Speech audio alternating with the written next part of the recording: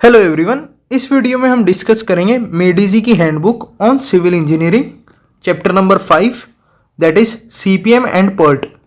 तो कंटेंट क्या है इसके वो देख लेते हैं। फर्स्ट है पर्ट, सेकंड है सीपीएम, थर्ड है क्रैशिंग ऑफ नेटवर्क्स, फोर्थ है resource allocation and CPM updating, fifth है इंजीनियरिंग इकोनॉमी, सिक्स्थ है engineering fundamentals of equipments, seventh है अर्थवर्क इक्विपमेंट्स, एट्थ है कंक्रीटिंग इक्विपमेंट्स एंड नाइन्थ है होइस्टिंग इक्विपमेंट्स। तो start करते हैं सबसे पहले पर्ट से। सो ये है हमारा PERT. So PERT stands for program evaluation and review technique. 3 time estimates are made. It is based on probabilistic approach. The time is directly proportional to time, hence minimum cost will be achieved corresponding to the minimum completion time. Suitable for new type of projects. Each activity follows beta distribution. Now, expected completion time of an activity, that is TE. T is equal to TO plus 4TM plus TP is equal to 6, where TO is equal to optimistic time, TP is equal to pessimistic time and TM is equal to most likely time. The standard deviation of an activity sigma is equal to TP minus TO divided by 6. Now variance of an activity, that is sigma square, will be TP minus TO divided by 6 का whole square. अब आता है यहां पर central limit theorem. Central limit theorem क्या बोलता है कि the mean time of the project as a whole is equal to TE plus TE one plus TE two along the critical path. Critical path के अलोंग जो हमारा डिफरेंट एस्टिमेटेड टाइम आएंगे उनका सम हमारा क्या होगा, mean time of the project होगा। Now probability of the completion of the project in time TE is 50%, और जो ये प्रोबेबिलिटी होगी कंप्लीशन ऑफ टाइम की वो हमारी 50% होगी। Now next is the standard deviation of the project as a whole will be sigma is equal to under root sigma 1 square plus sigma 2 square plus sigma 3 square along the critical path. Now critical path क्या है? So critical path है the time wise longest path is called the critical path. In this path any type of delay in any event will cause delay to the project. अगर यहां पर delay हुआ तो फिर project में delay होगा। These are shown by double line or dark line in a network. An event is critical if its slack is 0. Event critical होगा अगर उसका slack 0 होगा। अब next है हमारे पास event time. Event time क्या है? First है हमारा earliest expected event occurring time, that is TE. Now this TE will be equal to TEJ. अगर हमने J event का निकालना है तो TEJ is equal to TEI plus TEIJ when there is one path, अगर एक ही path है। और यहां पर अगर हम देखें तो ये रहा हमारा आई इवेंट, ये हमारा जे इवेंट, यहां पर ये T E I and it will be T E J, और ये इनका expected time that is T E I J, और ये कोई के है, इसका एक्सपेक्टेड टाइम है टी ई के, और इनका एक्सपेक्टेड टाइम हमारा टी ई के हो गया। Now where T E I J is the expected completion time of an activity I J. So अगर एक से ज्यादा पाथ है तो फिर हमारा क्या होगा, T E J is equal to T E I plus T E I J max, where T E I will be the earliest expected time of the event I and T E J will be the earliest expected time of the event J. Now next is the latest allowable occurrence time T L. T L will be the T L I is equal to T L J minus T E I J when there is only one path, and when there are more than one path then it will be TLI is equal to TLJ minus TEIJ का minimum, यहां हम क्या लेंगे, minimum लेंगे। Now next is the slack. Slack क्या है? So this is the time by which an event may be delayed without affecting the completion time of the project. अब यहां अगर हम देखें, अगर हमारा स्लैक होता क्या है, difference of TL minus TE। Now अगर ये स्लैक 0 हो जाए तो क्या बन जाता है हमारा, क्रिटिकल इवेंट, और अगर स्लैक हमारा ग्रेटर देन 0 हो तो फिर रहता है वो सब क्रिटिकल इवेंट, और अगर S हमारा लेस देन 0 है तो वो क्या बन जाएगा हमारा super critical event. And if there are more than one critical path then variance is equal to standard variance and standard deviation of the project along each critical path may be different. Under such circumstances, the path require more attention along which standard deviation or variance is greater. अब ये क्या बोल रहा है कि अगर हमारा जो क्रिटिकल पाथ दो सेम आए जिनका टाइम सेम है, तब हम वेरिएंस और स्टैंडर्ड डेविएशन से कंपेयर करेंगे. जिसका वेरिएंस और स्टैंडर्ड डेविएशन ज़्यादा होगा तो वो हमारा पाथ क्रिटिकल ज़्यादा होगा. Hence the variance or SD of the project should be taken the largest value among all path. अब नेक्स्ट आ जाता है हमारे पास प्रोबेबिलिटी फैक्टर Z. Z क्या है ये? तो Z is equal to TS minus TE divide by sigma, where TS is the given scheduled completion time of the project and TE is the expected completion time of the project and sigma is the standard deviation. अब हमने ये देखा है कि जो हमारा expected time निकलता है वो 50% पर निकलता है. अब ऐसे ही यहाँ पर दिया तो क्योंकि एक्सपेक्टेड टाइम उस टाइम स्केड्यूल टाइम के बराबर हो जाएगा तो TS minus TE divide is equal to 0 हो जाएगा. तो इसलिए Z की वैल्यू 0 होती है 50% पर, +1 पर 84.13 होती है, +2 पर 97.72% और +3 पर 99.87%. नेगेटिव हो जाए अगर तो 0 पर तो 50% रहेगा क्योंकि स्केड्यूल टाइम हमारा एक्सपेक्टेड टाइम के बराबर है. -1 पर क्या हो जाएगा 15.87, -2 पर 2.28% और -3 पर 0.13%. तो ये होता है हमारा प्रोबेबिलिटी फैक्टर जो कि क्या है TS minus TE divide by sigma. अब हम आते हैं नेक्स्ट हमारा चैप्टर है CPM. अब CPM क्या है पहले डेफिनेशन देखते हैं. तो CPM stands for critical path method. PERT की फुल फॉर्म क्या थी? Program evaluation and review technique. इसमें हमारी क्या है क्रिटिकल पाथ मेथड. वो प्रोबेबिलिस्टिक अप्रोच थी. यहाँ पर हमारी कैसी अप्रोच है?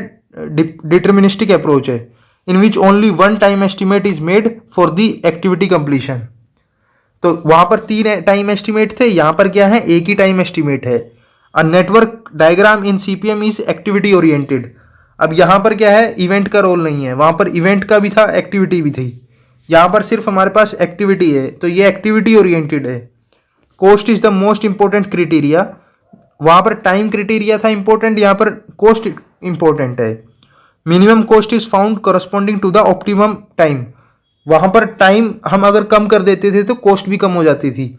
बट यहाँ पर क्या है कि अगर हम टाइम ज़्यादा कम कर देंगे तो फिर हमें ज़्यादा पैसा लगाना पड़ेगा, और अगर हम टाइम ज़्यादा रखेंगे तो वैसे ही ज़्यादा कॉस्ट रहेगी. तो एक ऑप्टिमम टाइम पर हमें मिनिमम कॉस्ट मिलेगी. Now there is only single time estimate for each activity. वहाँ पर हमारा एस्टिमेटेड टाइम की प्रोबेबिलिटी 50% थी, बट यहाँ पर क्या है the probability of completion of activity in this estimate duration is 100%. It is based on deterministic approach suitable for repetitive type of work. वो generally research and development project के लिए काम आता था. जैसे अगर हमने कहीं पर स्पेस में कुछ भेजना है या फिर कोई रिसर्च करनी है तो वो उसके लिए बेस्ट है. यहाँ पर हमारा क्या है रिपीटेटिव टाइप ऑफ वर्क, जैसे कंस्ट्रक्शन प्रोजेक्ट होते हैं, रोड बनानी, बिल्डिंग बनानी, तो वहाँ पर जहाँ पर हमें पता है कि कितने टाइम में ये काम हो सकता है तो वहाँ पर हम CPM को यूज़ करते हैं. वहाँ पर बीटा डिस्ट्रीब्यूशन यूज़ हो रहा था, यहाँ पर नॉर्मल डिस्ट्रीब्यूशन फॉलो हो रहा है. अब हम आ जाते हैं एक्टिविटी टाइम्स पर. तो एक्टिविटी टाइम्स हमारे पास टोटल 4 तरह के हैं. एक हमारा earliest start time, earliest finish time, latest finish time, latest start time. जो EST होता है वो TEI होता है, ये I है और इसका ये TEI. और यहाँ पर अर्लीस्ट फिनिश टाइम में क्या है, अर्लीस्ट फिनिश टाइम क्या होगा TEI प्लस TIJ.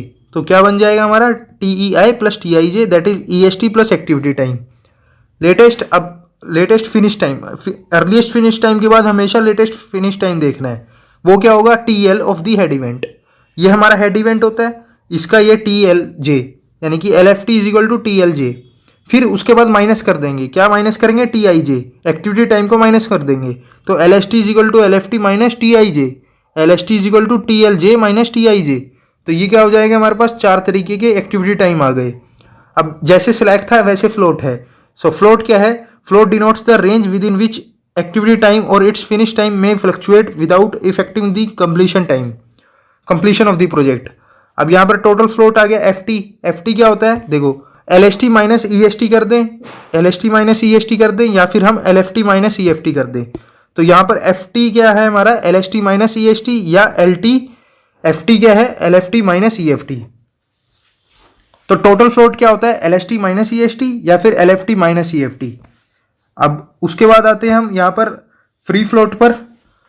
तो टोटल फ्लोट का हम एक ये फॉर्मूला भी याद कर सकते हैं जिसमें ये क्या है, total float FT will be equal to TLJ minus TEI and minus activity time TIJ। तो इसको हम माइनस कर रहे हैं, तो ये क्या हो गया, TLJ minus TEI minus TEIJ। ऐसे ही हमारा होता है फ्री फ्लोट। फ्री फ्लोट क्या है, FT is equal to TEJ minus TEI minus TEIJ। इसको याद ऐसे रख सकते हैं कि free float is equal to total float minus head event का स्लैक। ठीक है, तो FT माइनस हेड इवेंट का स्लैक। हेड इवेंट का स्लैक कैसे निकलता है, TLJ माइनस TEJ से। अब हमारे पास आ जाता है independent float, that is FID। ये FID क्या है, FID को हम ऐसे याद रख सकते हैं कि it will B free float minus tell event का स्लैक। टेल इवेंट कौन सा होता है, ये वाला टेल इवेंट, सो TLI माइनस TEI। अब अगर FT 0 हो गया तो क्रिटिकल पाथ है, FT लेस देन 0 हुआ तो सुपर क्रिटिकल, और अगर FT ग्रेटर देन 0 है तो सब क्रिटिकल। अब इंटरफेयरिंग फ्लोट क्या है, इंटरफेयरिंग फ्लोट को हम रिप्रेजेंट करते हैं FIN से। It is the another name of the head event slack. तो इसमें हम क्या कर रहे हैं, ये क्या हो जाएगा, FT माइनस FF होता है, total float minus free float. और वो जब सोल्व करते हैं, अब हमें पता है कि फ्री फ्लोट क्या है, फ्री फ्लोट हमारा क्या था, total float minus head event का स्लैक। तो जब ये माइनस करते हैं तो हमारे पास क्या आता है, हेड इवेंट का स्लैक। सो वो क्या है, अब ये हेड इवेंट का स्लैक क्या है, SJ क्या है, SJ हमारा होता है TLJ माइनस TEJ। तो इस तरह से हमारे पास ये है, ये ट्रिक्स भी है मेमोराइज करने की फ्लोट फॉर्मूला की, तो इसको आप देख सकते हैं। अब नेक्स्ट हमारे पास आता है CPM system. Mainly 2 systems are used in CPM analysis. एक है हमारा AOA सिस्टम। AOA का मतलब क्या होता है, activity on arrow system. An activity is graphically represented by an arrow. Activity को हम एरो से रिप्रेजेंट करते हैं। Tail end head end of the arrow represent start and finish time. मतलब एक टेल क्या करता है, हेड रिप्रेजेंट स्टार्ट कर रहा है, और हेड क्या करता है, हेड करता है finish. So when 2 or more activities start parallel, then an activity called debut DO and is provided at the beginning. Likewise, a finish activity FO is provided at the end when more than one activity finish parallel. So activity D and F have 0 duration. अब यहाँ पर ये आता है हमारे पास structure. तो ये क्या है, हमारे पास AOA सिस्टम है, ये हमारा क्या है, AON सिस्टम है। यहाँ हम देखें तो एक्टिविटी ऑन एरो है, A और B एक्टिविटी है और वो एरो पे है। लेकिन AON का मतलब क्या होता है, एक्टिविटी ऑन नोड, ये नोड पर है एक्टिविटी A और B। तो ये हमारा डिफरेंस होता है इसका। इसको रिप्रेजेंट ऐसे करते हैं, ऊपर यहाँ EFT लिखेंगे, यहाँ पर LFT। EFT LFT ये एक्टिविटी डिस्क्रिप्शन है, यहाँ पर ड्यूरेशन लिखते हैं, यहाँ एक्टिविटी नंबर लिखते हैं। तो ये कन्वर्जन आ सकती है, जैसे ये A है, ये B है, ये C है, इसको रिप्रेजेंट कैसे करेंगे, नोड पर A B और C। अगला एग्जांपल जैसे ये है कि ये हमारी एक्टिविटी A है, ये हमारी एक्टिविटी B है, ये एक्टिविटी C है, ये एक्टिविटी D है और बीच में ये डमी है। तो एक्टिविटी A सीधा कनेक्ट होगी B से, C कनेक्ट हो रही है D से, और A और D में क्या है, बीच में डमी आ रहा था तो इसमें ये D से कनेक्ट होगी। यहाँ पर डमी आता नहीं है, यहाँ पर डमी का कोई रोल नहीं है। ऐसे ही हमारे पास ये है एक क्वेश्चन कि ये हमारे पास A है, ये हमारे पास B है, ये C है, ये D है, E K और इनके बीच में G है। तो इसको कैसे रिप्रेजेंट करेंगे वो देखते हैं। तो ये हमारा A है, ये B है, फिर इसको C से रिप्रेजेंट करा है, B को D से, और C को E से, D को K से, और फिर E K को हमने एक यहाँ पर F नोट से रिप्रेजेंट कर दिया और यह स्टार्ट भी कर दिया। और फिर A G और K करने हैं आपस में, तो A और C के बीच में से लेके आए G, और फिर G और D K के बीच में। तो इस तरह से इसको हम रिप्रेजेंट करते हैं। अब हम आ जाते हैं कॉस्ट मॉडल एनालिसिस पे। So in whole of the CPM cost model we will be assuming that the project duration is reducing by deploying more resources on the critical activities. इसमें हम क्या कर रहे हैं कि प्रोजेक्ट ड्यूरेशन को हम कम कर रहे हैं। कैसे कम कर रहे हैं, बाय डिप्लॉइंग मोर रिसोर्सेज। अब रिसोर्सेज क्या क्या हो सकती है, रिसोर्सेज लेबर हो सकती है या फिर मटेरियल रिसोर्स हो सकती है। अब हम देखते हैं प्रोजेक्ट कोस्ट। अब यही है इसमें, जैसे ये हमारा टोटल कोस्ट है, ये हमारा ड्यूरेशन है। अब इस ड्यूरेशन पर हमारा ये एक टाइम कोस्ट कर्व बनता है। अगर हम देखेंगे कि अगर हम ज़्यादा टाइम ड्यूरेशन को ज़्यादा कम कर देंगे तब भी हमारी कॉस्ट इंक्रीज हो रही है, और जब हम टाइम बढ़ा रहे हैं तो तब भी हमारी कॉस्ट इंक्रीज हो रही है। तो एक ऑप्टिमम वैल्यू ही मिलेगी जिस पर हमें मिनिमम कॉस्ट मिलेगी, वो इस ग्राफ से बताया हुआ है। अब कॉस्ट टाइम कम करने पर कॉस्ट क्यों बढ़ रही है? क्योंकि फिर ज़्यादा लेबर लगानी पड़ेगी वो काम करने के लिए, और वो ज़्यादा पैसे लेगी। तो इसलिए cost rise if project is crashed, उसको हम क्रैश्ड बोल देते हैं कि जब हम टाइम कम कर रहे हैं तो वो क्या हो जाता है, एक तरह से क्रैशिंग हो जाती है। अब total project cost is the sum of the two separate cost, the direct cost for accomplishing the work and indirect cost related to the control or direction of that work, financial overheads, lost production and the hike. So ये हम यहाँ से इसको ऐसे याद रख सकते हैं, टोटल कॉस्ट है दो तरह की होती है, एक डायरेक्ट कॉस्ट है, एक इनडायरेक्ट कॉस्ट है, और इनडायरेक्ट कॉस्ट दो तरह की होती है, आउटेज लॉस और ओवरहेड्स। अब हम आ जाते हैं components of the project cost पर। सो यहाँ पर है इनडायरेक्ट प्रोजेक्ट कॉस्ट। ये कैसी कॉस्ट है? Are those expenditures which can not be or clearly allocated to an individual activity but assessed as whole. अब ये इनडायरेक्ट प्रोजेक्ट कॉस्ट क्या होती है? ये वो कॉस्ट है जो हम एक पर्टिकुलर एक्टिविटी को नहीं थोप सकते, ये कंप्लीटली एसेस होगी as a whole. Indirect cost rises with increase duration, ये राइज करेगी जैसे जैसे हमारा ड्यूरेशन बढ़ेगा। तो मतलब ये क्या है, एक तरह से हमारी डायरेक्टली प्रोपोर्शनल है। And the total indirect cost curve will be दस बी कर्व्ड, नहीं इनडायरेक्ट कॉस्ट कर्व लीनियर होगा, कर्व्ड नहीं होगा। तो अगर हम यहाँ देखें तो ये क्या है, इनडायरेक्ट कॉस्ट है और ये हमारी प्रोजेक्ट ड्यूरेशन है, तो ये कांस्टेंट राइज होगा ना, कर्व नहीं होगा। तो ये हमारा हो गया। अब क्या होता है कि नेक्स्ट है हमारे direct project cost. So these include labour cost, material cost and equipment cost. तो ये हमारी यहाँ पर ये रिप्रेजेंट करी हुई है कि ये डायरेक्ट कॉस्ट है, ये ड्यूरेशन है। तो जैसे जैसे ये ऐसे डिक्रीज होती जाएगी। नेक्स्ट है normal cost. So normal time is the standard time that an estimator would allow for an activity. Crash time क्या है? जिसको हम मिनिमम पॉसिबल टाइम लें और वो एक्टिविटी कंप्लीट हो जाए without employing extra resource, by employing the extra resources. And crash time is that time beyond which an activity can not be shortened by increase in resources. Normal cost क्या है? This is the direct cost required to complete an activity. And crash cost क्या है? Direct cost corresponding to the, दोनों ही क्या है, direct cost होती है within the crash time. तो ये हमारे कुछ कर्व्स आ जाते हैं। जनरलाइज्ड कर्व डायरेक्ट कॉस्ट का ऐसा बनता है। ये क्या है, इनडायरेक्टली है कि जैसे जैसे टाइम बढ़ रहा है हमारे डायरेक्ट कॉस्ट कम हो रही है। तो ये यहाँ पर एक ये कर्व है, इस कर्व को अगर हम देखें तो ये इनडायरेक्ट कॉस्ट है, प्रोजेक्ट ड्यूरेशन है। अब ये हमारा क्या था, एक तरह से ये ओवरहेड था और इस पर ये आउटेज लॉस आ जाते हैं ऐसे। अब ये क्या है कि जब हमारे प्रोजेक्ट है जो, उसमें कोई पेनल्टी लग जाती है, तब हम उस पेनल्टी को जब कंसिडर करते हैं तो वो हमारा आउटेज लॉस होता है। तो ये हमारे हो गए। अब यहाँ पर मेन ये है कॉस्ट स्लोप। कॉस्ट स्लोप क्या है? Cost slope is the slope of the direct cost curve approximated as straight line and it is defined as cost slope. अभी तक सबसे इंपॉर्टेंट जो फॉर्मूला है वो ये है। कॉस्ट स्लोप क्या होगी? Crash cost minus normal cost divided by normal time minus crash time. So crash cost minus normal cost divided by normal time minus crash time. So CS is equal to CC minus CN divided by TN minus TC and it will be equal to delta C divided by delta T. अब यहाँ पर आ जाता है total project cost और optimum duration. So the total project cost is sum of the direct cost and indirect cost. We find that the minimum total cost is obtained at some duration known as optimum duration and the corresponding cost is known as the minimum cost. So if the project duration is increased, total cost will increase. While if project duration is decreased to crash value, then project cost will be the highest.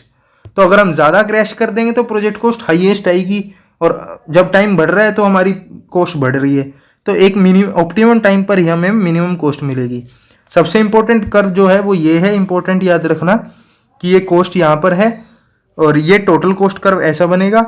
ये हमने क्या कर दिया, linear approximation कर दी, इसलिए ऐसा बन रहा है। वैसे ये कुछ ऐसा बनता है, लीनियर अप्रोक्सीमेशन करने के बाद कुछ ऐसा बनेगा।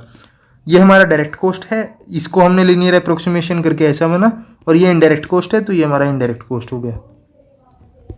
अब ये हमारे स्टेप्स आते हैं क्रैशिंग में। तो इसमें हम क्या करते हैं, सबसे पहले एस्टिमेट कर लेंगे प्रोजेक्ट ड्यूरेशन को एंड क्रिटिकल पाथ फाइंड कर लेंगे, कॉस्ट स्लोप फाइंड कर लेंगे। फिर जिसकी भी कॉस्ट स्लोप मिनिमम होती है, जिसकी कॉस्ट स्लोप मिनिमम होगी, हम उसको क्रैश करेंगे।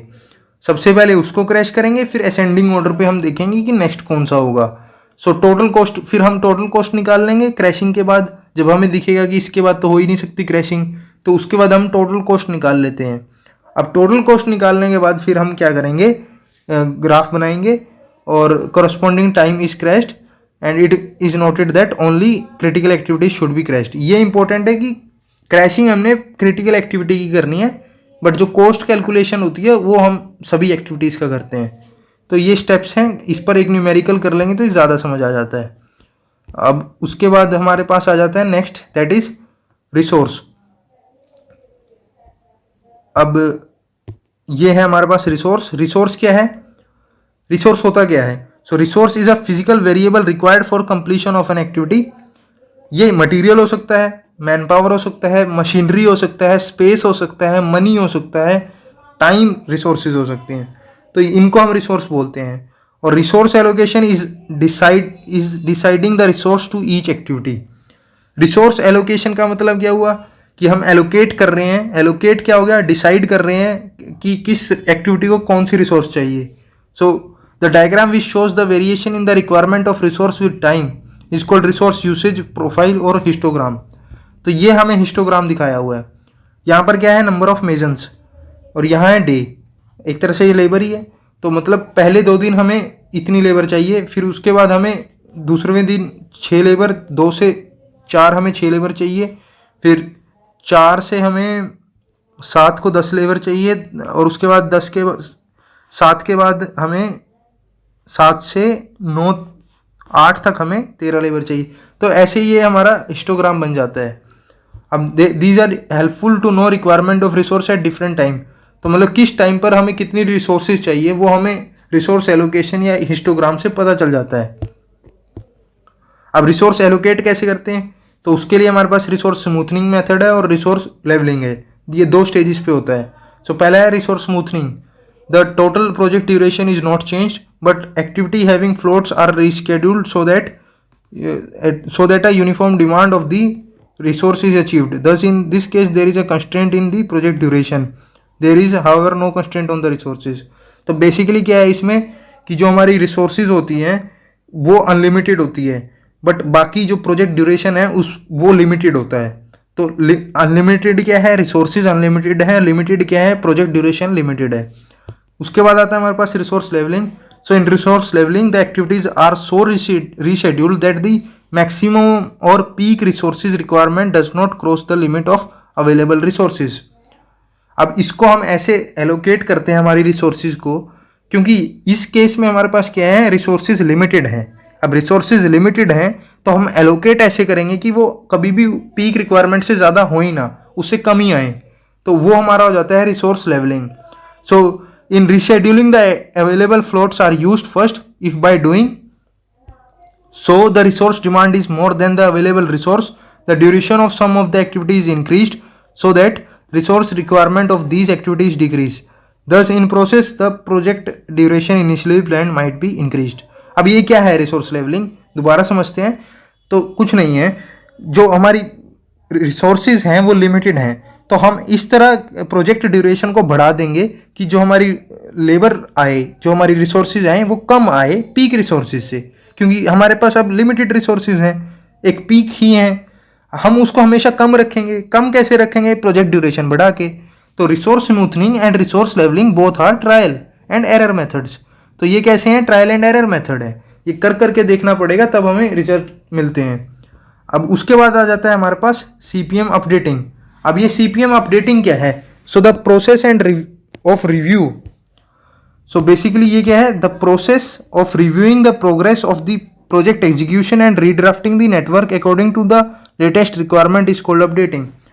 तो अपडेट करना, कहाँ तक हम पहुँच चुके हैं, क्या है प्रोग्रेस दिखानी एक प्रोजेक्ट एग्जीक्यूशन की, तो वो हमारा अपडेटिंग होता है. So during redrafting schedule dates are revised, new critical path में अपीयर, हेंस प्रोजेक्ट प्रायोरिटीज में चेंज. अब हो सकता है कि काम कैसे हो रहा है, सोचा कुछ और था बन कुछ और रहा है, तो इसलिए हमें ये अपडेट करना पड़ेगा. अपडेट करेंगे तो नए नए क्रिटिकल पाथ बनकर आएंगे, नई नई क्रिटिकल एक्टिविटीज़ बनकर आएंगी. तो यही हमारा CPM अपडेटिंग है. Crashing of new critical activities में भी required to project on schedule. नई क्रिटिकल एक्टिविटीज़ बन के आएंगी तो उनको फिर हमें क्रैश कराना पड़ेगा. क्रैश कराएंगे तो प्रोजेक्ट शेड्यूल बदलेगा. So updating is necessary to compensate for deviation in actual execution of work and original plans.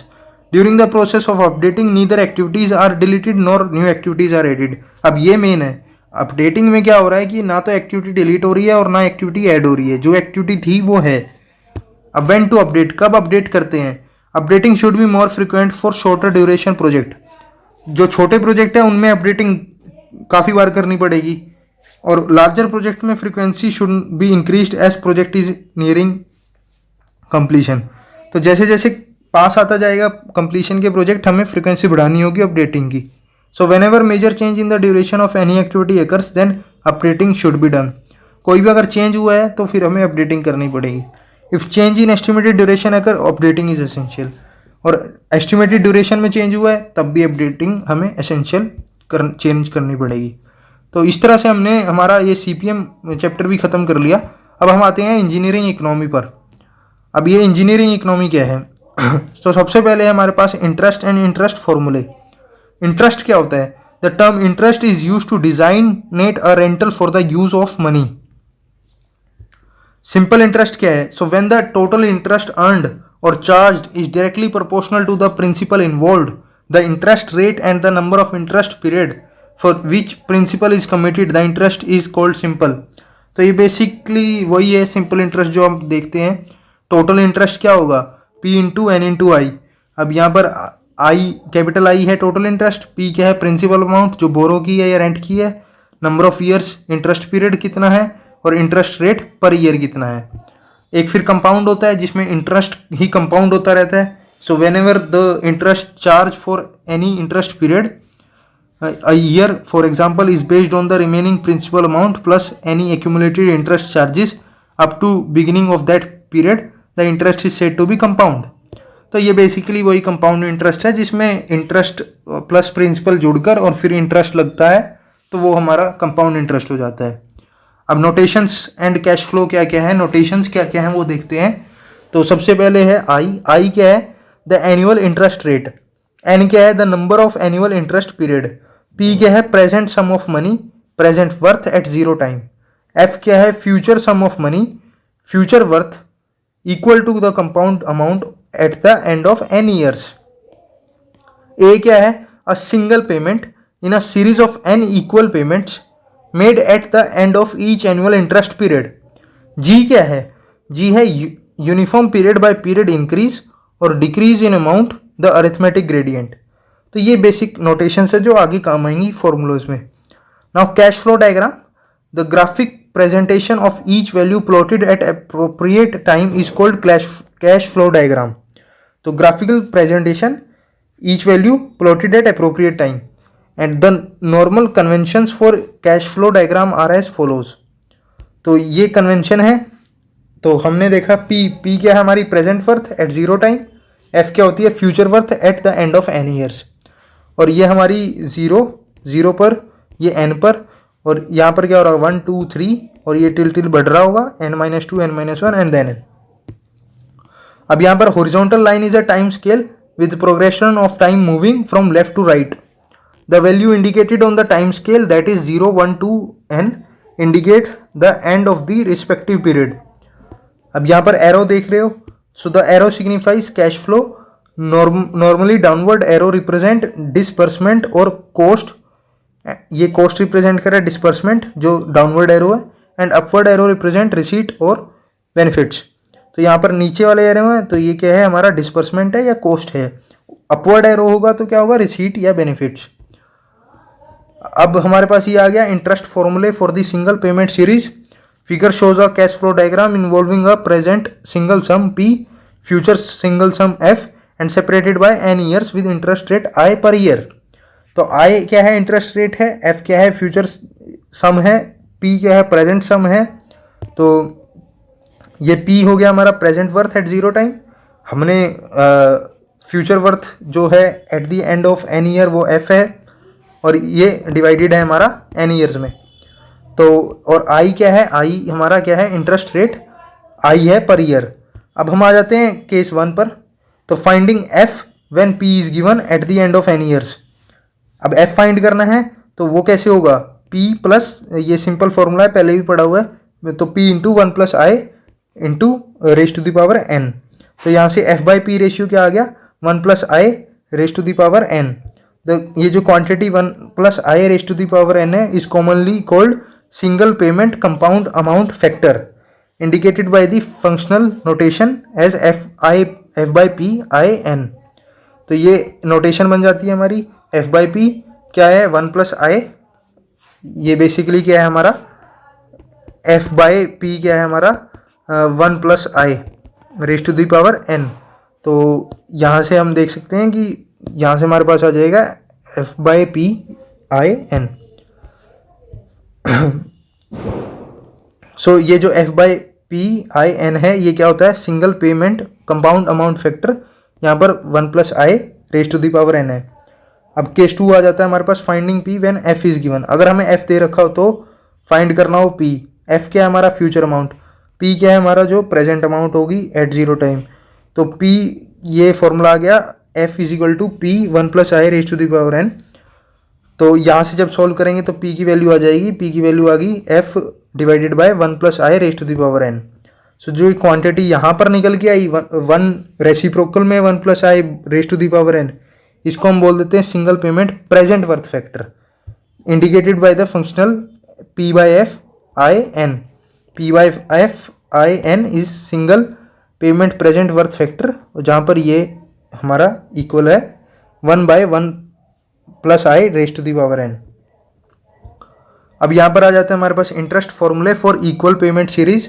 So figure shows a general cash flow diagram involving a series of uniform equal payments each of amount A occurring at the end of each year with interest rate I per year। अब ये वही है, P ये यहाँ पर है, ये F है, और ये बीच बीच में बेनिफिट्स आ गए, रिसीट आ गई, जो है अपवर्ड एरो से रिप्रेजेंट कर रहे हैं हम। तो वो चीज़ें यहाँ पर दे रखी हैं कि ये A अमाउंट आ रखी है n ईयर्स के बीच में। तो अब क्या करेंगे, अब ये फाइंडिंग P, अब P फाइंड करना है जब A दिया हुआ है। So if A exist at the end of each year for n years with I rate of interest, the present worth P is obtained by summing the present worth of each payment of A। अब ये जैसे P है तो ये formula बन गया A divided by one plus I plus A divided by one plus I का square, A divided by one plus I का क्यूब, और ये n ईयर तक। तो यहाँ से अब हम P A कॉमन ले लेंगे, हमारे पास ये आ गया one plus one divided by one plus I, one divided by one plus I का square plus one divided by one plus I का cube and till one divided by one plus I raise to the power n and into A is equal to P। अब the series in the bracket is the geometric progression. ये क्या है, GP है, whose first term is A one divided by one plus I, और geometric ratio क्या है, one divided by one plus I. तो sum is given by A into one minus R raise to the power n divided by one minus R. तो GP का सम है, ये चीज़ हमने लगा दी यहाँ पे। तो इसको जब हम सोल्व करेंगे ये लगा के, जहाँ पर R हमारा one divided by one plus I है और A हमारा जो है फर्स्ट टर्म जो है वो A divided by one plus I है। तो सोल्व करेंगे तो यहाँ से हमारे पास आएगा ये कुछ, यहाँ पर quantity one plus I raise to the power n minus one divided by I one plus I raise to the power n, इसको हमने नाम दे दिया एक uniform series present worth factor, indicated by the function notation P by A I n। तो P by A I n is uniform series present worth factor, जहाँ पर ये इक्वल है one plus I raise to the power n minus n divided by I one plus I n। तो basically यहाँ पर इसको सोल्व करके हमारे पास ये आया था कुछ रिजल्ट, ये रिजल्ट आया था जिसमें A और ये जो ये ब्रैकेट वाला फैक्टर है इसको हमने नाम दे दिया, नाम है uniform equal series present worth factor. अब हमारा केस फोर्थ आ जाता है जब हमें ए दिया हुआ है और पी निकालने को बोल रहा है। तो यही ऊपर जो फॉर्मूला निकल आया हमारा, क्योंकि यही चीज़ तो इक्वल है हमारी पी के, तो ये चीज़ पी के इक्वल है, तो ये फॉर्मूला निकल आया यहाँ से। अब इसी को हमने यूज़ कर लिया,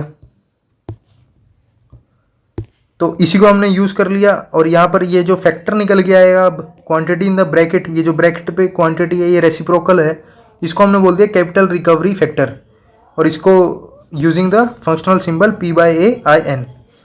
अब नेक्स्ट ऐसी केस 5 बन गया, finding F when A is given. अब हमें ए दिया हुआ है और अब एफ फाइंड करना है। तो अब हमें ये पता है कि पी इज इक्वल टू क्या होता है, F divided by 1 plus I raise to the power N, और ये इक्वल होता है A into 1 plus I raise to the power N minus N divided by I 1 plus I raise to the power N. तो इन दोनों को equate कर दिया बेसिकली, और यहाँ से हमारे पास ये कुछ बनकर निकल आया। नाउ यहाँ पर फिर वही जो ब्रैकेट के अंदर फैक्टर है उसको हमने नाम दे दिया equal payment series compound amount factor, और फंक्शनल नोटेशन जो इसकी है वो है ये एफ बाई आई एन। तो इस तरह से हमने ये हमारा केस 5 भी सोल्व कर लिया, that is finding F when A is given. Basically अभी आगे एक टेबल दिया होगा उसमें सारे दिए होंगे। ये हमारा केस 6 है, finding A when F is given. तो वही कर रहे हैं हम, पी ए एफ 3 फैक्टर हैं और उन पी ए एफ फैक्टर के अलग अलग हमारे पास फैक्टर्स आ रहे हैं। तो ये ए है, एफ है, और इसका ये जो ब्रैकेट के अंदर फैक्टर आया इसको हमने बोल दिया सिंकिंग फंड फैक्टर। तो ये ए इसका फंक्शनल नोटेशन हो गया। अब ये टेबल इंपॉर्टेंट है याद करने के लिए, जितने भी हमारे फैक्टर हैं वो इसमें दिए हुए हैं सारे, और उनके फैक्टर्स हैं, ये हमारे फैक्टर नेम है। तो ये देख लेते हैं। सबसे पहले हमने क्या है कि अगर हमने फाइंड करना है एफ और पी गिवन है, तो जो फैक्टर हमारा मल्टीप्लाई होगा वो 1 plus I raise to the power N है, और इसको हमने नाम दिया हुआ है single payment compound amount factor. Functional notation क्या होगी, F by P I N. अब ऐसी अगर फाइंड करना है पी, एफ दिया हुआ है, ये किसकी बात हो रही है, ये सिंगल पेमेंट की बात हो रही है, याद रखना। तो यहाँ पर अब फैक्टर जो आएगा वो रेसिप्रोकल आएगा 1 plus I raise to the power N का, और single payment present worth factor इसको नाम दे दिया। यहाँ पर कंपाउंड था, यहाँ प्रेजेंट है, P by F I by N. ऐसे ही अब अगर हमारी यूनिफॉर्म सीरीज पेमेंट है जिसमें ए आ जाता है हमारे पास, तो पहला है कि हमने ए गिवन है, पी फाइंड करना है, तो फैक्टर है 1 plus I raise to the power N minus 1 divided by I and 1 plus I raise to power N. इसको हमने नाम दे दिया uniform series present worth factor, P by A I by N, P by A I N. ऐसी अगर हमें ए निकालना है, पी दिया हुआ है, तो फिर हमारा फैक्टर है I 1 plus I raise to the power N divided by 1 plus I raise to the power N minus 1। इसको हमने नाम बोल दिया कैपिटल रिकवरी फैक्टर। ये क्या है, ये बेसिकली रेसिप्रोकल है uniform series present worth factor का। तो ये बन गया हमारा A by P I by N I N. अब हमारे पास अगर हमें एफ निकालना है, ए गिवन है, तो उसका ये फॉर्मूला है, इसको बोल दिया हमने uniform series compound amount factor. और अगर ए गिवन है, ए फाइंड करना है, तो ये बेसिकली यहाँ मिस्टेक हो रखी है इनसे, तो इधर आएगा कि एफ गिवन है, ए निकालना है, तो ये सिंकिंग फंड फैक्टर है ए बाई एफ आई एन। तो इस तरह से हमारा ये हो जाएगा सोल्व। और उसके बाद फिर आता है हमारे पास इंटरेस्ट फॉर्मूले for uniform gradient payment series. Some economic analysis program involves receipt or disbursement that are projected to increase or decrease by uniform amount each period, thus contributing an arithmetic series. In general, a uniformly increasing series of payment for an interest periods may be expressed as A1, A1 plus G, A1 plus 2G, A1 plus 3G, A1 plus N minus 1G, as shown in the figure, where A1 denotes the first year end payment in the series and G is the annual change in magnitude. अब अगर disbursement और benefits आ जाते हैं तो फिर ये फिर ए जी A1 plus 2G, A1 plus 3G ऐसे बढ़ने लग जाता है। तो अब इसका केस हम लेंगे। A1 क्या है, payment eight the end of the first year. A basically क्या है, फर्स्ट ईयर पर पेमेंट है। जी क्या है, एनुअल चेंज जो उनमें आया ग्रेडियंट में। एन क्या है, नंबर ऑफ ईयर्स है। ए क्या है, the annual equivalent annual payment of the series. A2 का क्या है, the equivalent annual payment of the gradient series 0G 2G n-1G at the end of successive year. So A क्या हो जाएगा, A1 plus A2, where A2 is F A by F I N, और ये इसका formula हमारे पास ये है, and F is the future amount equivalent to the gradient series. So the future amount equivalent to the gradient series can be derived from the table as shown below. तो ये हमारा ग्रेडियंट का है, gradient series 0, तो set of series equivalent to the gradient series 0, G G 2G G plus G 3G G plus G plus G. So n-1G will be n-1G. So ये basically gradient series है और उसके equivalent set of series है. अब यहाँ पर ये हमारे पास फॉर्मूला है F is equal to, basically अब हम क्या लगा रहे हैं, ये एक तरह से AP बना रहे हैं. जो पहले पढ़ा था F by A I N minus 1, F by A I N minus 2, F by A I 2, F by A I 1, उसमें अब हम क्या कर रहे हैं, ये एक AP बना रहे हैं. तो बेसिकली पहले वाली GP और अब वाली AP मिक्स होके हमें रिजल्ट देगी और ये चलता जाएगा और एट दी एंड हमें ऐसा कुछ रिजल्ट मिलने वाला है. A2 is equal to G 1 by I minus n by I and then bracket में A by F I N. So इसको बोल देते हैं द रिजल्टिंग फैक्टर. जो ये है इसको नाम दे दिया gradient factor for the annual compounding interest and will be designated as A by G I N. तो इसमें हम करा हमने कुछ नहीं है. अब क्या है ये कि G annual change in gradient आ गया है. पहले A फैक्टर था, A में क्या हो रहा था कि वो पेमेंट हर साल बाद बता रहा था. G कोई फैक्टर था नहीं, अब G भी फैक्टर आ गया तो हम क्या कर रहे हैं, AP बना रहे हैं. तो बेसिकली इसको अगर हम एक बार खुद अपने हाथ से करेंगे तो ये क्लियर हो जाएगा. पहले GP थी, अब AP भी मिक्स हो गई है, G का फैक्टर आ गया कॉमन डिफरेंस, तो उससे अब ये हमारे पास अलग एक फैक्टर बन गया. तो यही इसमें बताया हुआ है. ये यहाँ पर अब इसको रिप्रेजेंट ऐसे कर दिया, G ब्रैकेट में A by G I N. अब हमारे पास आ जाता है nominal and effective interest rates. So effective interest rate क्या है, 1 plus R by C divided by raise to the power C minus 1, where R is the nominal interest rate and C is the number of interest periods per year. If the compounding is annual then R is equal to I. तो ये एक formula है. अब हमारे पास आता है depreciation, salvage value and book value. ये इंपॉर्टेंट है. अब आता है हमारे पास depreciation. So depreciation is defined as the loss in value of an asset with the passage of time. अब हो क्या रहा है, जैसे हम एक गाड़ी खरीद रहे हैं तो उसमें भी डेप्रिसिएशन आता है. वो जो एसेट है हमारी वो कुछ टाइम के हिसाब से उसकी वैल्यू कम होती जाती है, तो वही हमारा डेप्रिसिएशन होता है. So the main purpose of the depreciation is to provide for the recovery of capital that has been involve in the possession of the physical recovery, physical property. अब सैल्वेज वैल्यू आती है, तो purpose क्या है depreciation का, कि recovery करना capital की जो हमने इन्वॉल्व करी है in the possession of the physical property. अब यहाँ पर आता है सबसे पहले सैल्वेज वैल्यू या resale value. So it is the value of the property at the end of the utility period without being dismantled. Salvage value implies that the property has further utility. फिर आता है scrap value, the value of the property realise when it become absolute useless except for sale as junk is it in its scrap value. तो basically salvage value है resale value, scrap value है जब वो बिल्कुल junk हो चुका है, property useless है. और बुक वैल्यू क्या है, it is defined as the value of the property shown in the account books in that particular year, the original cost less total depreciation till that year. अब method of calculating depreciation, there are several methods of calculating depreciation. The following notations have been use. पहला है हमारा CI. CI क्या है, initial cost of an asset at zero time or original cost.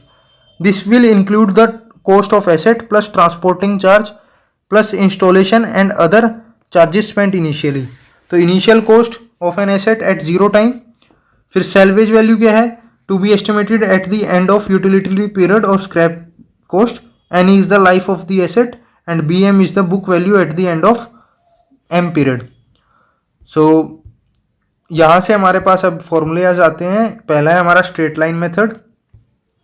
अब यहाँ पर important ये था ये चार चीज़ें, CI तो क्या है, इनिशियल कोस्ट है, ये क्या क्या इंक्लूड करेगी, कॉस्ट ऑफ एसेट इंक्लूड करेगी, ट्रांसपोर्टिंग चार्ज इंक्लूड करेगी, इंस्टॉलेशन के चार्जेस इंक्लूड करेगी, और वो सारे चार्ज जो इनिशियली लगे थे उस पर, तो वो हमें दे देगा इनिशियल कॉस्ट। सैल्वेज वैल्यू क्या है, सैल्वेज वैल्यू क्या है, जो बिल्कुल आखिरी में एज अ स्क्रैप वैल्यू, जब उसकी यूजलेस हो चुका है उस टाइम क्या वैल्यू है, वो स्क्रैप वैल्यू, स्क्रैप कॉस्ट होगी। एन कितना लाइफ रही उस एसेट की, और बुक वैल्यू क्या है, किसी एम पीरियड पर क्या थी अकाउंट बुक में, अकाउंट बुक में एम पीरियड पर क्या वैल्यू थी। अब यहां पर आ जाते हैं हमारे पास straight line method. So in this method the property is assumed to loss value by constant amount year, मतलब कॉन्स्टेंटली हर ईयर उसकी वैल्यू कम होती जा रही है। So at the end of the life the salvage value या scrap value क्या होगी। सो यहां से हम देखते हैं अगर, तो DM इज इक्वल टू क्या हो जाता है, CI minus CS divided by N। CI initial थी, CS स्क्रैप थी, so initial minus scrap divided by कितने N ईयर्स थे वो लिख दिया। अब यहाँ से हमारे पास डेप्रिसिएशन आ जाएगा, DM is equal to D1 is equal to D2 is equal to D3 is equal to DN, और BM क्या है, किसी M पीरियड पर बात कर रहे हैं, book value. So book value M period पर क्या हो जाएगी, C1 minus M CI minus CS divided by N। तो ये C1 क्वेश्चन में गिवन होगा, DM हम निकाल लेंगे CI minus CS divide bye N करके एंड इनटू M, तो वो बुक वैल्यू दे देगी। अब this method is recommended for all the equipment assets which constant demand and do not face any obsolescence during their useful life, and it is widely used in case of all civil engineering appliances and applications। तो ये important formula है, that is straight line method. अब उसके बाद आता है हमारे पास डिक्लाइनिंग बैलेंस मेथड या constant percentage method. In this method the property is assumed to loss value annually at a constant percentage of its book value. अब क्या हो रहा है कि जो हमारी प्रॉपर्टी है वो वैल्यू लूज कर रही है annually at a constant percentage of its book value. अब यहाँ पर बुक वैल्यू का रोल है। So fix declining balance FDB is equal to क्या हो जाएगा, CS divide by CI and raise to the power 1 by N, and then negative में 1 इसको सब्ट्रैक्ट कर देंगे। तो ये हमारा डिक्लाइनिंग बैलेंस मेथड है, और ये आता है हमारे पास fixed double declining balance method. So fixed double declining method FDDB, इसमें क्या है, is equal to fixed factor for double declining balance method. इस मेथड में हो क्या रहा है, the property is assumed to lose value annually by fixed factor of the book value, fixed factor of the book value. So FDDB is taken as double the straight line rate, that is 2 bye N। So ये हमारे पास इसका ये formula निकलता है। अब आता है हमारे पास sum of the year digit method.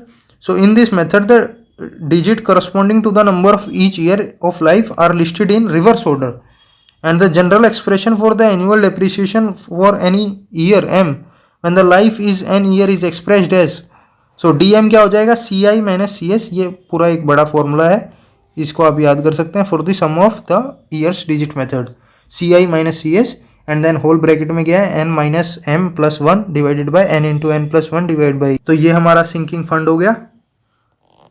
ये हमारा स्ट्रेट लाइन है, बिल्कुल स्ट्रेट, और इसके नीचे बाकी 3 लाई करेंगे, दैट इज ये हमारा डबल डिक्लाइनिंग है, ये डिक्लाइनिंग है, और साथ में ये सम ऑफ डिजिट ऑफ ईयर्स है। तो मतलब सिंकिंग वैल्यू ऊपर लाई करेगा, फिर स्ट्रेट लाइन, और उसके नीचे फिर ये 3 है। अब ये डिप्लीशन क्या होता है, depletion of for a year is equal to cost of property divided by number of units in the property and into unit sold during the year. तो वो हमारा डिप्लीशन हो गया। सो अब हम आते हैं हमारे चैप्टर 6 पर, that is engineering fundamentals of equipments. पहला है हमारा rolling resistance. Rolling resistance R kg per ton में, फॉर्मूला क्या है, P divided by W, where P is the required tractive force in kg and W is the gross weight of the vehicle in tons. So the low cable is fitted with dynamometer which measures the average tension in the cable. अब पहला ये rolling resistance में आता है हमारे पास grade resistance. The effect of grade is to increase for a plus slope और to decrease for a minus slope. The required tractive effort by 10 kg per gross ton of the weight for each 1% of the grade. It is the physical property which is affected by type of equipment or the construction or the type of road. फिर आया coefficient of traction. The coefficient of traction is affected by the weight on the driving wheels or track, gripping action of the wheel or track, that is type of tread on the tire or design of the grosser of the track and ground condition. फिर है हमारे पास drawbar pull. Effective drawbar pull is equal to available drawbar pull plus minus rolling resistance on level haul surface plus minus grade resistance for grade upgrade और downgrade slope. And it is rim pull. Rim pull क्या है? It defines the tractive force between the rubber tyre of the driving wheels and the surface on which tyre operates. It is expressed in kg and is calculated as per the following conditions. So if the coefficient of traction is high enough such that slippage is eliminated, then maximum rim pull will be equal to 375 into horsepower into efficiency and divided by speed in meter per hour. And if the coefficient of traction is such that the slippage starts before its rated capacity, then maximum rim pull will be equal to total pressure between the driving four wheels and the surface and coefficient of traction. अब ये यहाँ पर एक और है, ये effect of temperature and pressure on IC engine. So the rated horse power of an IC engine is the power tested under standard condition of temperature and pressure. If the test is carried out under condition different from the standard, the horsepower may be determined by using the following formula. So HC is the corrected horsepower for standard condition. HO is the observed horsepower as determined for test. PS is the standard barometric pressure, that is 760 mm of Hg. PO is the observed barometric pressure in mm of Hg at time of test. Under root में लेंगे हम TO by TS. अब ये TO क्या है? Absolute observed temperature. TS क्या है? Absolute temperature for standard condition. तो ये हमारा फॉर्मूला बन जाता है कि HC is equal to HO PS by P naught divided by T naught by TS. अब यहाँ पर डेप्रिसिएशन कॉस्ट आ जाती है, ये इंपॉर्टेंट है. That is annual depreciation will be equal to जो इनिशियल वैल्यू थी minus salvage value divided by useful life of the equipment. ये पहले भी पढ़ा है. अभी क्या था वो यही था, फॉर्मूला सेम ही तो है. सो इनिशियल वैल्यू में क्या क्या हम इंक्लूड करते हैं, वो है हमारा price of equipment, transportation cost, loading and unloading charges and installation charges. जो भी इनिशियल चार्जेस हैं वो हमारे इनिशियल वैल्यू में आ जाएंगे. सेल्वेज वैल्यू उसकी स्क्रैप वैल्यू है डिवाइडेड बाय जो भी उसका यूजफुल पीरियड है वो ले लेंगे. अब इन्वेस्टमेंट कॉस्ट क्या है? Annual investment cost is equal to 10 to 20% of the average annual cost of the equipment. Annual investment cost क्या होगी? 10 से 20% होगी average annual cost of the equipment की. सो अब average annual cost of the equipment may be found in the following ways. पहला है हमारा कि when there is no salvage value of the equipment. अगर कोई सेल्वेज वैल्यू नहीं है, स्क्रैप वैल्यू नहीं है, तो फिर क्या होगा? P average is equal to P plus P by N divided by 2. P average क्या हो जाएगा? पी इसी को सोल्व कर दिया तो ये आ गया हमारे पास P average is equal to P into N plus 1 divided by 2n. जहाँ पर पी क्या है? हमारा टोटल इनिशियल कॉस्ट है. पी एवरेज क्या है? एवरेज एनुअल कॉस्ट है. एन क्या है? लाइफ इन ईयर्स है. तो जब सेल्वेज वैल्यू नहीं दी हुई तो हमारा ये आ जाएगा इनिशियल कॉस्ट हमारी पी है, एवरेज कॉस्ट हमारी एवरेज एनुअल कॉस्ट हमारी पी एवरेज है, हमने निकालना पी एवरेज है. So P average is equal to P into N plus 1 divided by 2n. लेकिन अगर अब हमें क्या दे रखा हो, when there is a salvage value of the equipment, तो क्या करेंगे? तो उसमें क्या करेंगे? पी एवरेज क्या होगा? P plus P minus S, ये हमारी वो कॉस्ट आ जाएगी जो डेप्रीशिएशन है, P minus S divide by N and then plus S. So इसको सोल्व करेंगे तो यहाँ से हमारा ये फॉर्मूला निकल के आएगा, जहाँ पर पी क्या है? टोटल ओरिजिनल कॉस्ट है, पी एवरेज क्या है? एवरेज एनुअल कॉस्ट है, एन क्या है? लाइफ इन ईयर्स है, और एस क्या है? सेल्वेज वैल्यू है. अब हमारे पास आ जाता है fuel consumption cost. Fuel consumption cost in litre per hour. Gasoline engine है तो operating factor into rated horse power into 0.3 करेंगे. डीजल इंजन है तो operating factor into rated horse power into 0.2 करेंगे. ऑपरेटिंग फैक्टर क्या है? इंजन फैक्टर है into time factor है. सो गैसोलीन इंजन के लिए क्या हो जाएगा fuel consumption litre per hour में? Engine factor into time factor into rated horse power into 0.3. So ऐसे ही अब आ जाता है lubricating oil cost. So an empirical formula may be used to estimate the quantity of lubricating oil. वो क्या है? Rated horse power into operating factor into 0.003 kg per horse power per hour and divided by 0.74 kg per litre plus C/2। तो ये एक empirical formula है, इसमें ये दे रखा है कि क्या क्या है, ये आप ये पढ़ सकते हैं। सो अब हम आते हैं हमारे 7th चैप्टर पर, दैट इज अर्थवर्क इक्विपमेंट। पहला है हमारा tractor. So the primary purpose of tractor is to pull और push load and it may used also as mount for many types of equipment such as bulldozer, shovel, dragline, hoe, trenches, etc. अब यहां पर आता है crawler tractor. अब crawler tractor क्या है? So a crawler tractor is an endless chain consisting of steel link made of steel plate connecting together by pins और bushing as shown in figure. Generally, it is used for moving heavy unit on rough surface having poor traction. The optimum pull that crawler tractor can provide depends upon its weight and is equal to the coefficient of traction depending upon the road surface multiplied by the weight of the unit regardless of the power supplied by the engine. It is suited for short haul, say 60 to 150 meter. तो ये हमारा crawler tractor है। Endless chain होती है consisting of steel links made of steel plates connecting together by pins और bushing. ये ऐसे figure में दिखाया हुआ है। अब एक फिर हमारा होता है व्हील ट्रैक्टर, जो हम जानते हैं। So one of the basic advantage of wheel tractor compared with crawler tractor lies in its speed. Crawler tractor की क्या है? स्पीड कम होती है, व्हील ट्रैक्टर की स्पीड ज़्यादा है। However in order to attain higher speed a wheel tractor must sacrifice its pulling effort. अब लेकिन क्रोलर ट्रैक्टर का पुलिंग एफर्ट अच्छा होगा, इसका कम होगा। So as the speed is increase through the selection of higher gears the rim pull will be decreased approximately the same proportion. तो same proportion में उसकी पुलिंग एफर्ट डिक्रीज हो जाते हैं। अब comparison between the crawler tractor and wheel tractor. So the following factor should be considered when comparing crawler tractor with wheel tractor. First is the traction. Coefficient of traction for a crawler tractor is up to 0.9 where it is up to 0.6 for a wheel tractor. तो coefficient of traction किस में ज़्यादा है? ज़्यादा हमारा crawler tractor में है। तो और भी काफ़ी सारे फैक्टर्स हैं। नेक्स्ट है useful rim pull. So since useful rim pull machine weight into coefficient of traction. अब रिम पुल का फॉर्मूला क्या होता है? Machine weight into coefficient of traction. Coefficient of traction किसकी ज़्यादा है? क्रोलर ट्रैक्टर की ज़्यादा है। Therefore a crawler tractor negotiate a very high heavy load whereas a wheel tractor is useful for light loads. तो रिम पुलिंग एफर्ट किसका ज़्यादा हुआ? क्रोलर ट्रैक्टर का ज़्यादा हुआ। तो इसलिए वो क्या है, उसमें ये पुलिंग एफर्ट ज़्यादा है, तो रिम पुल भी ज़्यादा है। अब स्पीड की बात करते हैं।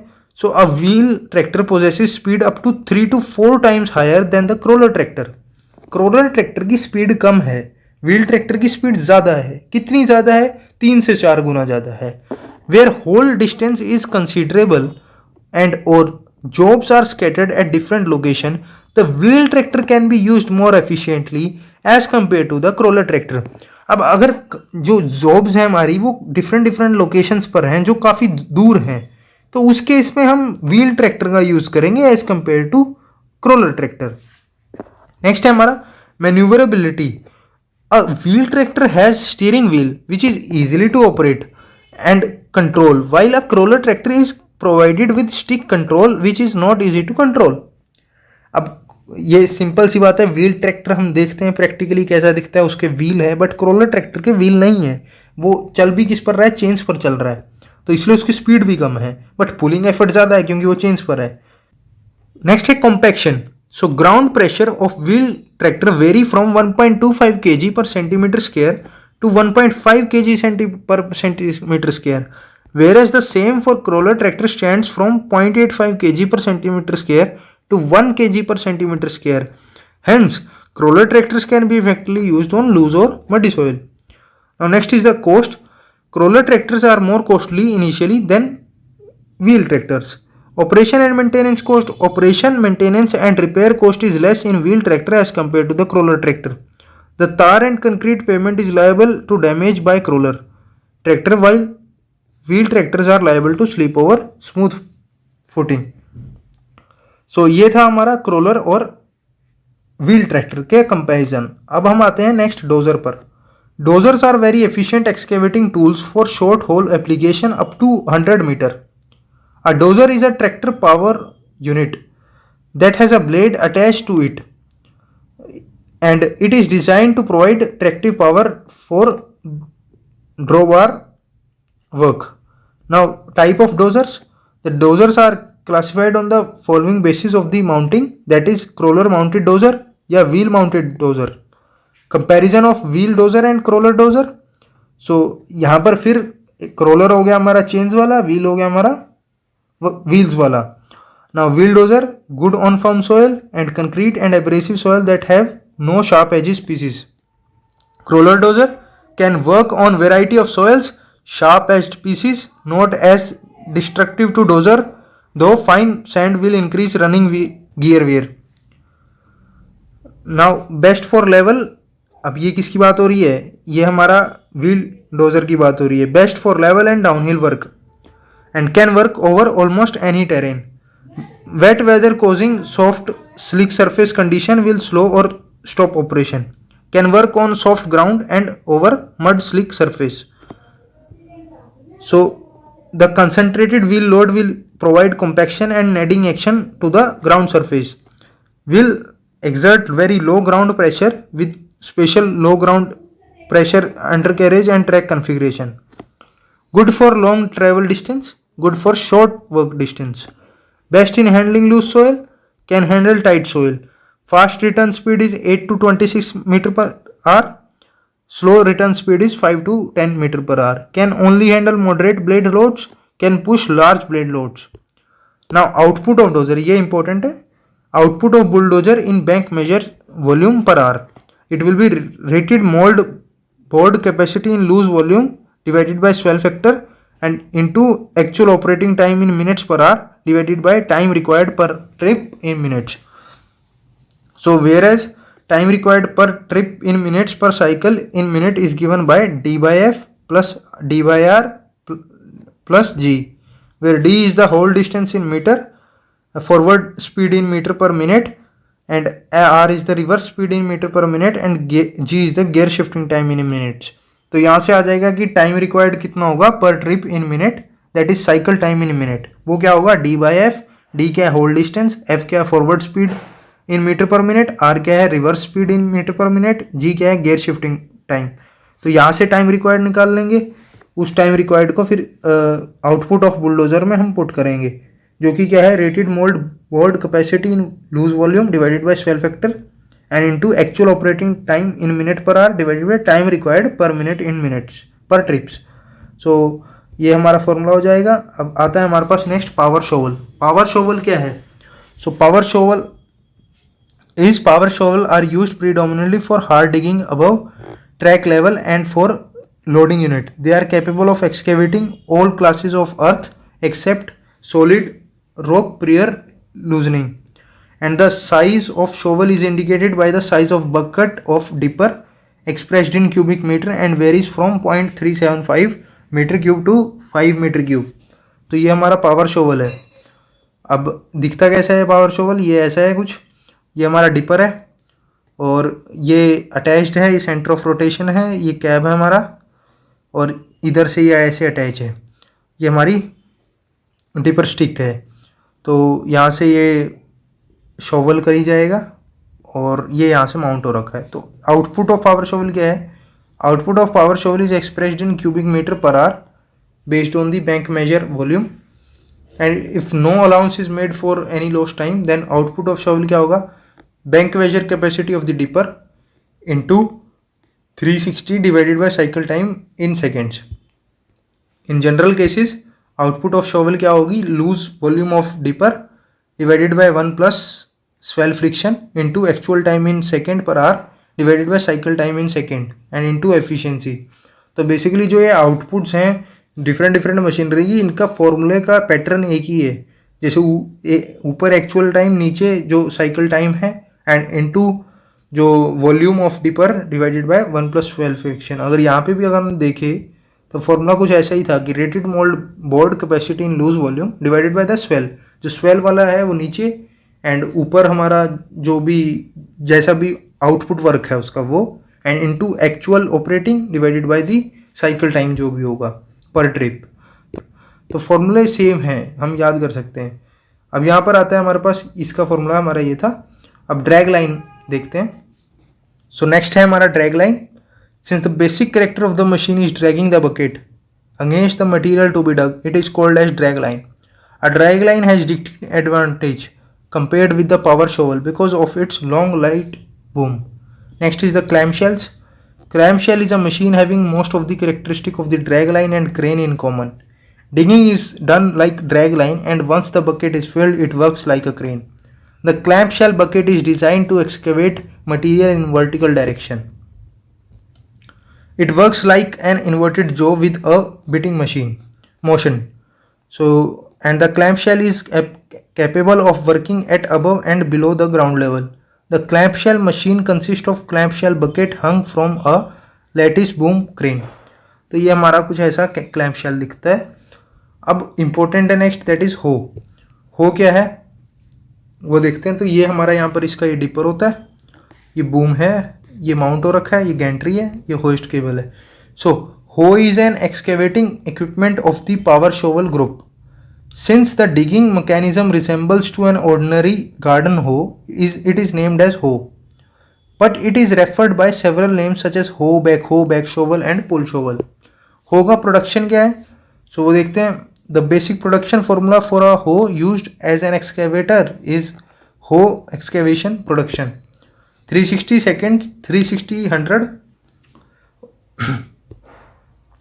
So it is 3600 seconds into Q into F divided by T and into E divided by 60 minus minute minimum R and then 1 divided by volume correction. Now here Q is the heaped bucket capacity, F is the bucket fill factor for ho, T is the cycle time, E is the efficiency. Volume correction for loose volume to bank volume is 1 by divided by 1 plus 12 factor. For loose volume to tons, loose unit weight divided by 2000. Next is the scraper. Scraper is the machine which can scrape the ground and load it simultaneously, transport it over the required distance, dump at the desired place, and then spread the dumped material over the required area in the required level and return to the pit for the next cycle. Output of scraper क्या है? The output of scraper is the bank measure volume per hour. So output is optimum loose volume per trip into S into 60 divided by T into efficiency. S is the swell factor depend upon the type of the soil. T is the cycle time per trip in minutes and T is the fixed time. Now next is the compaction equipment. Type of compacting equipment. Applying energy to a soil by one or more of these methods will cause compaction. Impact is the shaft below. Pressure क्या है? Static weight. Vibration is the shaking. Kneading is the manipulation or rearranging. So यहाँ पर आता है हमारे पास पहला shift foot roller. Shift foot roller is suitable for compacting all fine grained material but is generally not suitable for use on cohesionless or granular material. Tamping roller क्या है? Tamping foot compactors are high self-propelled non-vibratory roller. A tamping foot roller is effective on all soil except clean sand. Vibrating compactors क्या है? Vibrations has two measurements, amplitude and friction. The amplitude controls the effective area or depth to which the vibration is transmitted into the soil. Fourth क्या है? Smooth drum vibratory soil compactors. The smooth drum compactors, whether single or dual drum model, generate three compactive forces: pressure, impact and vibration. These rollers are most effective on granular material with particle sizes ranges from large rocks to fine sand. They can be used on semi-cohesive soil with up to 10% of the material having a plasticity index of 5 or greater. Fifth है हमारा padded drum vibratory soil compactors. These rollers are effective on soils with up to 50% of the material having a plasticity index of 5 or greater. These units are designed specifically for trench works or for working on confined area. Pneumatic tire rollers. These are surface rollers that apply the principle of kneading action to effect compaction below the surface. These units are frequently used to proof roadway upgrades and airfield bases and on the earthfield dams. Seventh are pneumatic tire rollers with various inflation pressure. The first passes are made with relatively low tire pressure. As the soil is compacted, the tire pressure is increased to suit the particular condition of the soil. Towed impact compactors. These compactors have used 3, 4 and 5 sided drums. As the compactor is stored, the drum rotates, lifting itself up on the edge and then falls back to earth. These compactors can be used on a wide range of materials, that is rock, sand, gravel, silt and clay. Ninth is the compaction wheels. To avoid the hazards of having to have men work in trenches, a compaction wheel attached to an excavator boom is often used to achieve the compaction when the backfilling utility trenches. 10th is the manually operated vibratory plate compactors. A self-propelled vibratory plate compactors used for consolidating soils and asphalt concrete in location where large units are not practical. 11th is the manually operated rammer compactors. Small compactors such as self-propelled vibratory plate or the rammer will provide adequate compaction. If lift thickness is small, moisture content is carefully controlled and coverage are sufficient. So next is the roller production estimation. So production formula for the compactor in compacted cubic yards per hour. 16.3 into W into S into L into efficiency divided by N, where W is the compacted width per roller per pass in feet, S is the average roller speed in miles per hour, and L is the compacted lift thickness in inches, N is the number of roller passes required to achieve the required density. So अब हम आते हैं हमारे chapter 8 that is concreting equipments पर. सबसे पहले हम देखते हैं batching plants. So batching plants are available in 3 categories. First is the manual, semi-automatic, fully automatic. अब टिपिकल बैचिंग टॉलरेंसेस दी हुई हैं, ये आप पढ़ सकते हैं. सो इसमें आप स्क्रीनशॉट लेके ये पढ़ सकते हैं क्या है ये. तो अब हम आगे बढ़ते हैं. आगे है हमारा mixer. So mixer is the machine used for the purpose is called the concrete mixer which may be batch type और कंटिन्यूस टाइप. अब यहाँ इंपॉर्टेंट है कि बैच मिक्सर क्या है और कंटिन्यूस मिक्सर क्या है. बैच क्या है? Mixing and discharges each load of material separately. यहाँ पर सेपरेट काम हो रहा होगा. किस चीज़ का? मिक्सिंग और डिस्चार्जिंग का. अब नेक्स्ट क्या है हमारे पास? सो नेक्स्ट है हमारे पास continuous mixture. Produces concrete continuously without any break so long as it in operation. It is not much in use. अब ये यूज नहीं होता इतना. अब बैच मिक्सर होते हैं 2 तरह के, एक है टिल्टिंग टाइप, एक है नॉन टिल्टिंग टाइप. अब टिल्टिंग टाइप क्या है?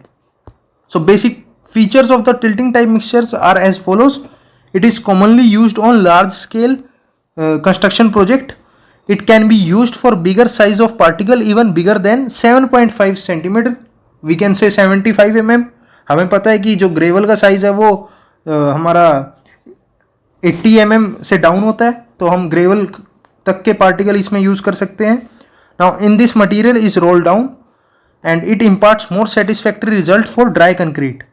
Basic feature of this non tilting type mixtures are it is suitable for small works. अब नॉन टिल्टिंग की बात हो रही है, सुटेबल है स्मॉल वर्क के लिए. It is recommended for use when the material size is not greater than 7.5 centimetre.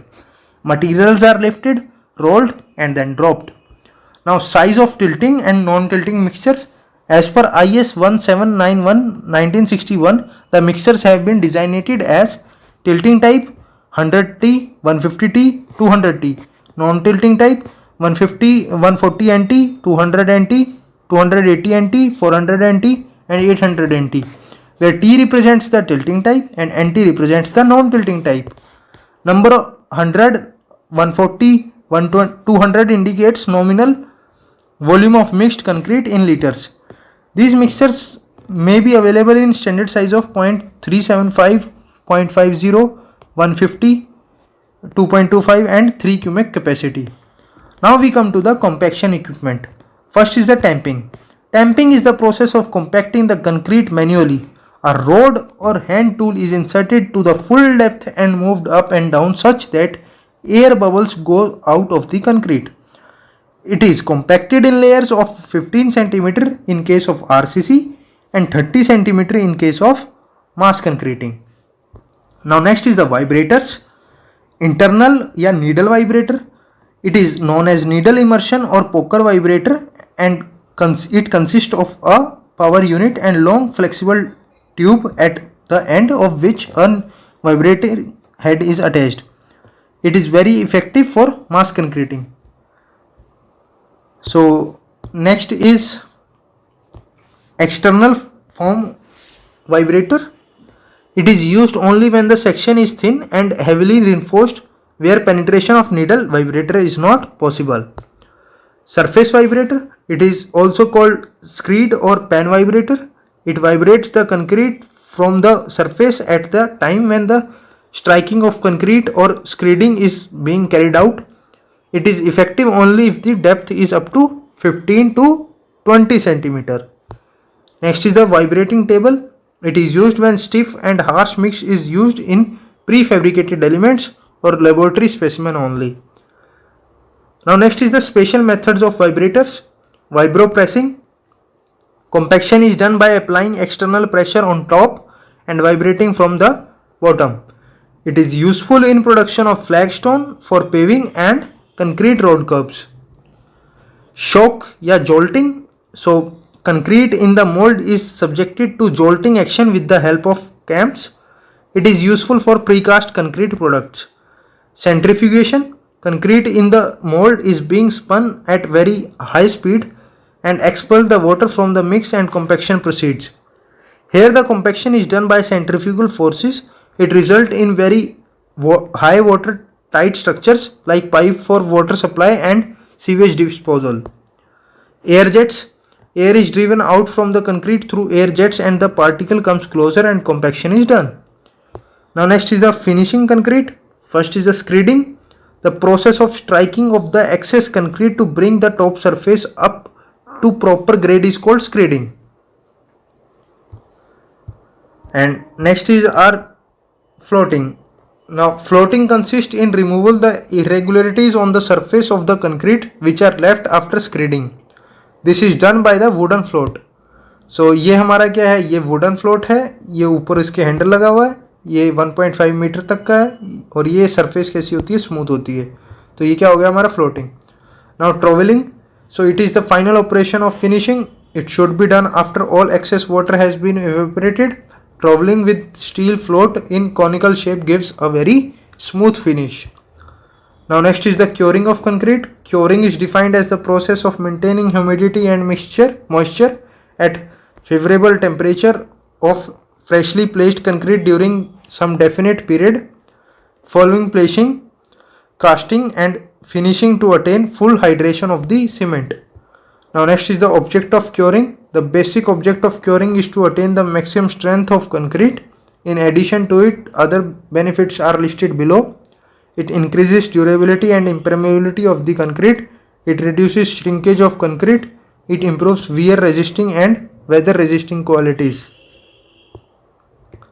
So after that we come to the chapter 9, that is the hoisting equipment. Now what is this? Hoisting is the operation of lifting the loads. तो hoisting का मतलब क्या हुआ कि we have to lift the loads. Hence equipment used for hoisting purpose lift the load from the place, hold it in suspension during the transfer from one location to other and finally place it on desired location. Now types of hoisting equipment. First is the pulley. Pulley and sheave are used for lifting rough surface and heavy objects. Both chains and wire ropes are used for this purpose. Now chain.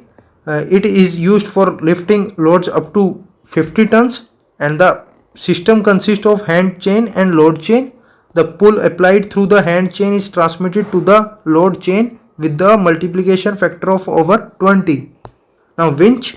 A winch is a combination of gear, spur or pinion, clutches and brakes. The operation is controlled through series of levers and it is commonly used in lifting railway gates. Now next is the cranes. Cranes are most widely used equipment as an independent unit. Lifting capacity varies from half a ton to 500 tons. Major crane types कौन सी होती है? So mobile cranes and tower cranes. So first देखते हैं mobile cranes. ये है हमारी crawler cranes. The full revolving superstructure of this type is mounted on the pair of continuous parallel crawler tracks. The crawler provides the train with travel capability around the job site. Crawler क्या provide कर रहे हैं कि वो एक जगह से दूसरी जगह जा सकती है, तो उसको हम बोल देते हैं क्रॉलर। अब the crawler track provide such large ground contact area that soil failure under this machine is only a problem when operating on soil having low bearing capacity. Now next is telescopic और boom truck mounted cranes. मोस्ट ऑफ these units can travel on the public highway between project under their own power with minimum of dismantling.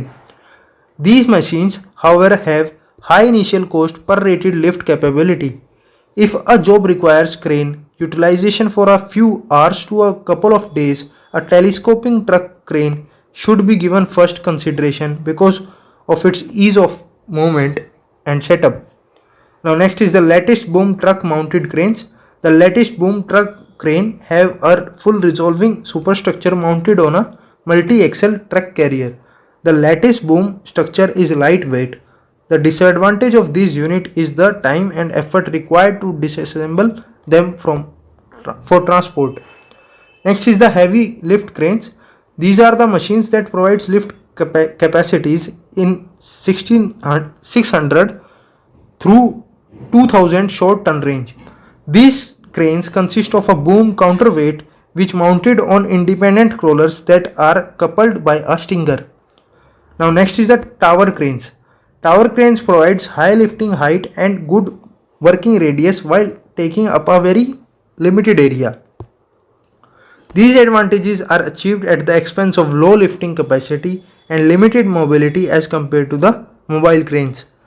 Top slewing या fixed tower cranes have fixed tower and a swing circle mounted at top, allowing only the jib, tower top and operator cabin to rotate.